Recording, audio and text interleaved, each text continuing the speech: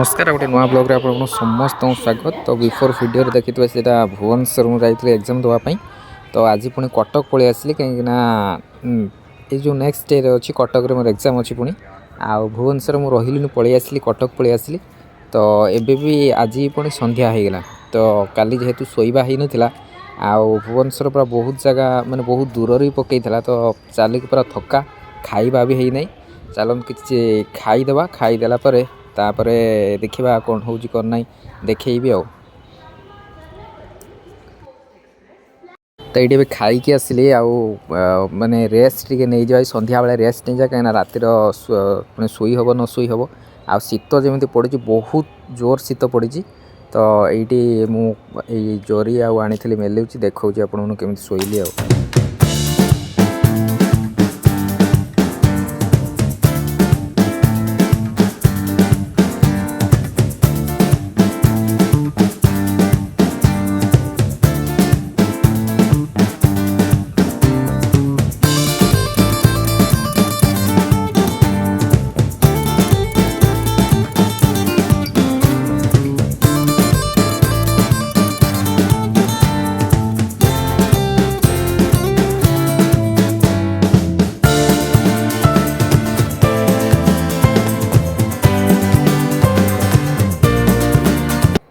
चलते ए कटक स्टेशन मोर पूरा एग्जाम वाला बेड प्रिपेयर हो गला।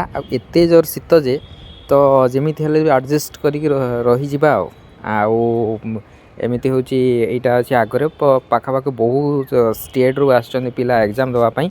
आउ चलते शोई पड़ा काली नेक्स्ट काली कौन है कौन ना काली सका उठी कथा।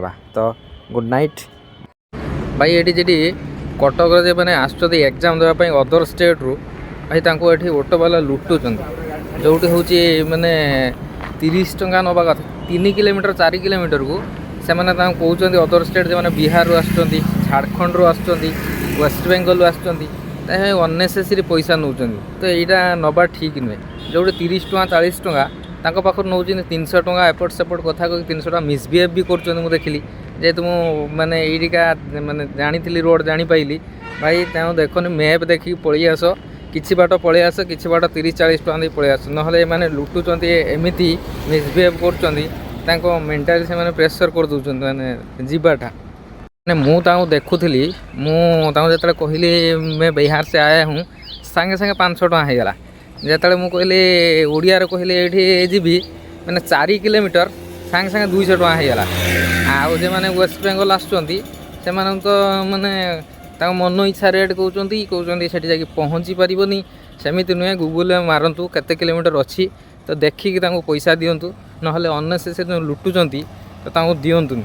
आउ दरकार गोटे लांगुएज माने अदर लांगुएज हो गला तो सांगे सांगे चाट तांकर पूरा बढ़ीगला आ से जानी दीचंती पचार दौरान एग्जाम सेंटर कहवा आगु पचार दौरान मुझे मतलब पाखापाखि 10 जन को मुझे ट्राए कली से एक्चुअली केते कहते ना लास्ट मत भी कहते सेठी जाई पहुँचा बहुत कष्ट आ 200 टका पड़ो मैंने अननेसेसरी 200 टका कहीदे जदि मना करदे भी से हूँ मैंने रोना पछरे पछरे आसबे किसी गोटे मिसबिहेव करके ही जी आईदर से 200 टका मना करदे कहीं 200 टका अच्छी समस्ते कहे 200 टका छाड़दे आसबि एग्जाम सेंटर पाखे आसे भाई तुमको तो मना कले से जीवन तो तुम पुणी आसिक मोटिवेट करके पुणी नहीं कि एतिक टंकार छाड़ा जो 3 किलोमीटर 4 किलोमीटर तुम 200 टका मैंने मत जब 200 टका कहते ताने अदर स्टेट पिला मुझे पाखापाखि मैंने भिडियोटा कर मु भी निजे ट्राए कली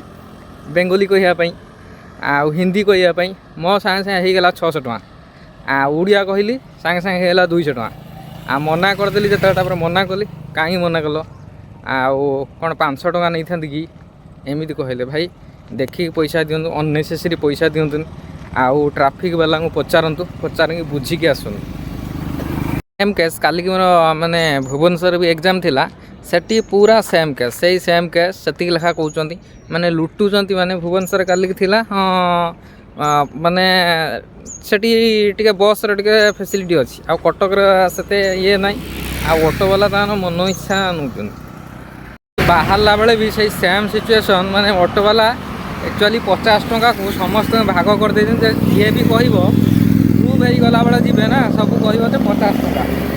ତେଣୁ ଯିଏ ନ ବସିବ ତାକୁ କହୁଛନ୍ତି ଭାଇ ଯେଉଁଠିକି ଯାଉ ଏଠି ଅଟୋବାଲା ଜଣକ ପିଛା 50 ଟଙ୍କା ନେବ। ଭାଇ ତୁମେ ଏମିତି ଠକୁଛ, ମାନେ ସମସ୍ତେ ଗ୍ରୁପ୍ ହେଇଯାଉଛନ୍ତି ଯେ ଆମେ ସମସ୍ତେ ଏଇଠି ରହିବୁ, ଯିଏ ବି ପଚାରିବ ତାଙ୍କୁ କହିବୁ ହେଉଛି 50 ଟଙ୍କା। ଭାଇ 50 ଟଙ୍କା ନା ହେଲେ 10 ଜଣ ପାଖାପାଖି ବସଉଛନ୍ତି, 10 ଜଣ ତ ତାଠୁ ଅଧିକା ବରଂ ବସୁଛନ୍ତି।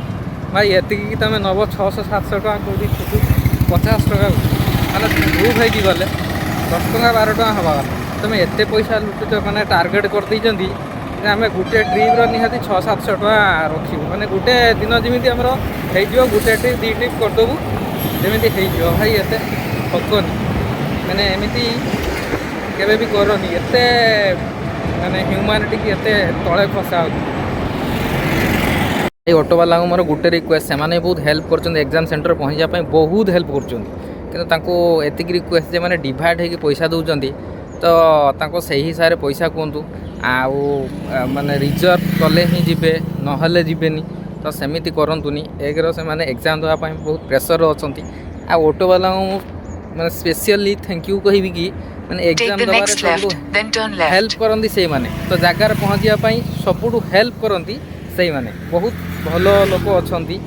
ଆଉ କହି ଦେଉଛନ୍ତି ଯେ ଏଇଠୁ ଯାଇକି ଆଉ ଗୋଟେ ଜାଗାରେ ଛକରେ ଯାଇକି ଛିଡ଼ା ହୁଅନ୍ତୁ, ସେଠୁ ଆସିବେ 10 ଟଙ୍କା ଦେଇକି ପଳେଇଯିବେ। କିନ୍ତୁ ଅନନେସେସାରି ଯେଉଁ ଅଟୋବାଲା ମିସବିହେଭ୍ କରୁଛନ୍ତି, ତ ସେଇଟା ଏକ୍ଜାମ୍ ଯେଉଁମାନେ ଦେବା ପାଇଁ ଆସୁଛନ୍ତି ସେମାନେ ଅଣ୍ଡର ପ୍ରେସର ରହୁଛନ୍ତି, ମାନେ ମିସବିହେଭ୍ କରିଦେଉଛନ୍ତି ଏମିତି, ପୁରା ତାଙ୍କ ମାଇଣ୍ଡଟା ପୁରା ଡାଇଭର୍ଟ ହେଇଯାଉଛି। ତ ଏମିତି କରନ୍ତୁନି। ଆଉ ସ୍ପେଶିଆଲି ଅଟୋବାଲାଙ୍କୁ ବହୁତ ଥ୍ୟାଙ୍କସ୍ କି ସେମାନେ ବି ବହୁତ ହେଲ୍ପ କରୁଛନ୍ତି।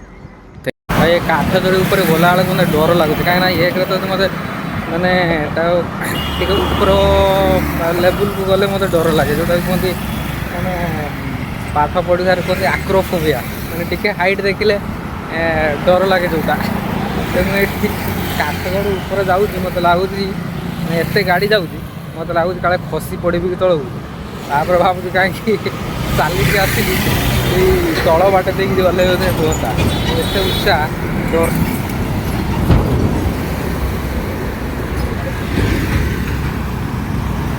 ଅବଶ୍ୟ ନଦୀର ମାନେ କାଠଯୋଡ଼ିରେ ଏତେ ପାଣି ନାହିଁ, କିନ୍ତୁ ଏତେ ଉଚ୍ଚାର ଏବେ ଯାଉଛି ଡର ଲାଗୁଛି। ଯାହାହେଲେ ବି ଯିବାକୁ ପଡ଼ିବ ଆଉ, ନହେଲେ ଅଟୋର 10 ଟଙ୍କାକୁ 10 ଟଙ୍କା ନୁହେଁ। ଏଇ ପୋଲଟା କେତେ କିଲୋମିଟର ପାଖାପାଖି 4 କିଲୋମିଟର ହେବ ଏଠୁ, ହାର୍ଡ଼ଲି 4ରୁ 5 କିଲୋମିଟର ହେବ ଯେଉଁ ଷ୍ଟେସନ୍ ପାଖକୁ। କାରଣ ସେଇଟାକୁ ସେ ନେଉଛନ୍ତି ମାନେ ଫେୟାର ନେଉଛନ୍ତି 500 ଟଙ୍କା। ଏପଟ ଦେଇକି ଗଲେ ତାଙ୍କର ଲାଭ, ଆଉ ଜଣକ ପିଛା 50-60 ଟଙ୍କା। ଏଇଠୁ ପଡ଼ିଲା ହେଉଛି ପାଣି।